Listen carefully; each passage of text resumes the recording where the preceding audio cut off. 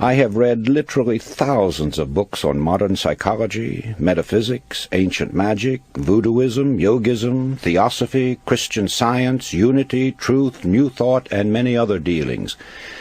It's what I call mind stuff. Many of these books were nonsensical, others strange, and many very profound. Gradually, I discovered that there is a golden thread that runs through all the teachings and makes them work for those who sincerely accept and apply them. That thread can be named in a single word: belief. It is the same element or factor, belief, which causes people to be cured through mental healing, enables others to climb the ladder of success, and gets phenomenal results for all who accept it. Why belief is a miracle worker is something that cannot be satisfactorily explained, but have no doubt about it. There's genuine magic in believing. The magic of believing became a phrase around which my thoughts steadily revolved. I've tried to put down these thoughts as simply and as clearly as I could, so that everyone can understand. My hope is that anyone who listens will be helped in reaching their goal in life. So, you begin with desire if you ever hope to achieve anything or gain more than you have now. However, as we shall see, there is more to it than mere desire. It has been said that thought attracts that upon which it is directed.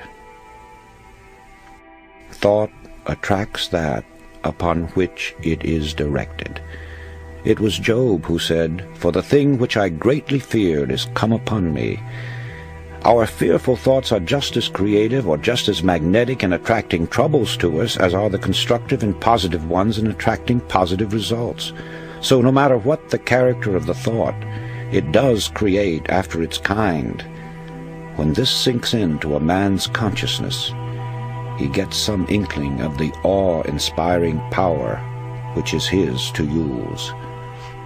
I cling to the theory that while thoughts do create and exercise control far beyond any limits yet known to man, they create only according to their pitch, intensity, emotional quality, depth of feeling, or vibratory plane. In other words, comparable to the wavelength and wattage of a radio station, thoughts have a creative or controlling force in the exact ratio of their constancy, intensity, and power. Let me try to clarify that. While many explanations have been offered, no one knows whether thought is a form of electrical energy or something else yet to be defined. But I have been an experimenter in that branch of electricity known as high frequency, pioneered by the great genius Nikola Tesla. And whenever I think of thought and its radiations and vibrations, I instinctively link them up with electricity and its phenomena. In this manner they become more understandable to me. All persons living in high altitudes have felt and sometimes observed the electric spark resulting from walking across the room, then touching some metallic substance. That, of course, is a form of static electricity generated by friction. It gives you an idea of how one kind of electricity can be developed through the body. Sigmund Freud, the famous Austrian psychoanalyst, brought the world's attention to the hypothesis that there was a powerful force within us, an unilluminated part of the mind, separate from the conscious mind, constantly at work molding our thoughts, feelings, and actions. Others have called this division of our mental existence the soul. Some call it the superego, the inner power, the superconsciousness, the unconscious, the subconscious, and various other names. It isn't an organ or so-called physical matter such as we know the brain to be. Nevertheless, it is there, and from the beginning of recorded time, man has known that it exists. The ancients often referred to it as the spirit. Paracelsus called it the will. Others have called it the mind, an adjunct to the brain. Some have referred to it as conscience, the creator of the still, small voice within. Still others called it intelligence, and have asserted that it is a part of the supreme intelligence to which we are all linked. No matter what we call it, I prefer the word subconscious. It is recognized as the essence of life. and the limits of its powers are unknown. It never sleeps. It comes to our support in times of great trouble. It warns us of impending danger. Often it aids us in what seems impossible. It guides us in many ways, and when properly employed, performs so-called miracles. Perhaps the most effective method of bringing the subconscious into practical action is through the process of making mental pictures, using the imagination, perfecting an image of the thing or situation as you would have it exist in physical form. This is usually referred to as visualization. However, before this visualization can work, you must really believe. I refer now to deep-seated belief, a firm and positive conviction that goes through every fiber of your being. When you believe it heart and soul, as the saying goes. Now call it a phase of emotion, a spiritual force, a type of electrical vibration, anything you please, but that's the force that brings outstanding results. It sets the law of attraction into operation and enables sustained thought to correlate with its object. This belief changes the tempo of the mind or thought frequency, and like a huge magnet, draws the subconscious forces into play, changing your whole aura and affecting everything about you, and often people and objects at great distances. It brings into your individual sphere of life results that are sometimes startling. After studying the various mystical religions and different teachings and systems of mind stuff, one is impressed with the fact that they all have the same basic modus operandi, and that is through repetition. The repeating of certain mantras, words, formulas, or just plain mumbo-jumbo is common with witch doctors, voodoo high priests, hexers, and many other followers of strange cults. They use them to evoke the spirits or work black magic. One finds the same principle at work in chants, incantations, litanies, daily lessons. Also the frequent praying of the Buddhists and Muslims alike, the affirmation of the Theosophists and the followers of unity, the absolute, truth, new thought, divine science. In fact, it is basic to all religions, although here it is white magic instead of black magic. This brings us to the law of suggestion, through which all forces operating within its limits are capable of producing phenomenal results. That is, it is the power of suggestion and autosuggestion, your own to yourself, or heterosuggestion coming to you from outside sources, that starts the machinery into operation or causes the subconscious mind to begin its creative work. And right here is where the affirmations and repetitions play their part. It's the repetition of the same chant, the same incantation, the same affirmations that lead to belief.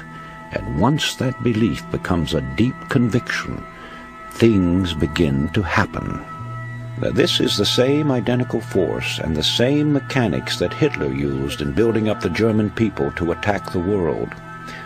A reading of Mein Kampf will verify that. Dr. René Fauvel, a famous French psychologist, explained it by saying that Hitler had a remarkable understanding of the law of suggestion and its different forms of application. It was with uncanny skill and masterly showmanship that he mobilized every instrument of propaganda in his mighty campaign of suggestion. Hitler openly stated that the psychology of suggestion was a terrible weapon in the hands of anyone who knew how to use it. Let's see how he worked it to make the Germans believe what he wanted them to, and once that belief took hold, how they started their campaign of terror. Slogans, huge signs, posters, masked flags appeared throughout Germany. Hitler's picture was everywhere. One Reich, one folk, one leader became the chant. It was heard everywhere. Today we own Germany, tomorrow the entire world. The marching song of the German youths came from thousands of throats daily. Such slogans as, "Germany has waited long enough," "Stand up, you are the aristocrats of the Third Reich," "Germany is behind Hitler to a man," and hundreds others, bombarded the people 24 hours a day. From billboards, sides of buildings, the radio and the press, every time they moved, turned around, or spoke to one another, They got the idea that they were a superior race, and under the hypnotic influence of this belief, strengthened by repeated suggestion, they started out to prove it. Unfortunately for them, there were other nations who also had strong national beliefs that eventually became the means of bringing defeat to the Germans. I know that it is difficult for the average person who knows nothing of this subject to accept the idea that all is within. But surely the most materialistic person must realize that as far as he himself is concerned, nothing exists on the outside plane unless he has knowledge of it or unless it becomes fixed in his consciousness. It is the image created in his mind that gives reality to the world outside of him. Happiness, sought by many and found by few, therefore is a matter entirely within ourselves. Our environment and the everyday happenings of life have absolutely no effect on our happiness except as we permit mental images of the outside to enter our consciousness.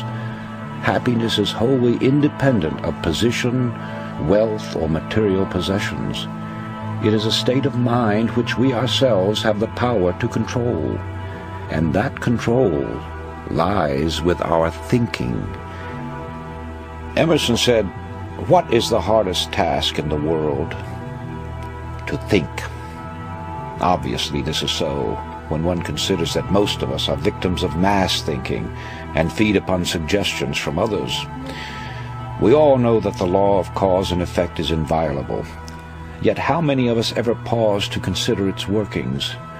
The entire course of a man's life has many times been changed by a single thought, which coming to him in a flash became a mighty power that altered the whole current of human events. History is replete with the stories of strong-minded, resolutely willed individuals who, steadfastly holding to their inner convictions, have been able to inspire their fellow man and in the face of tremendous and determined opposition have literally created out of nothing great businesses, huge empires, and new worlds. They had no monopoly of thought power. You and every man and woman have it. All you have to do is use it. You will then become the person you envisage in your imagination. Know yourself. Know your power. Faithfully use the cards and the mirror techniques, and you will get results far beyond your fondest expectations. Just believe that there is a genuine creative magic in believing, and magic there will be, for belief will supply the power which will enable you to succeed in everything you undertake. Back your belief with a resolute will, and you will become unconquerable. A master of men among men, yourself.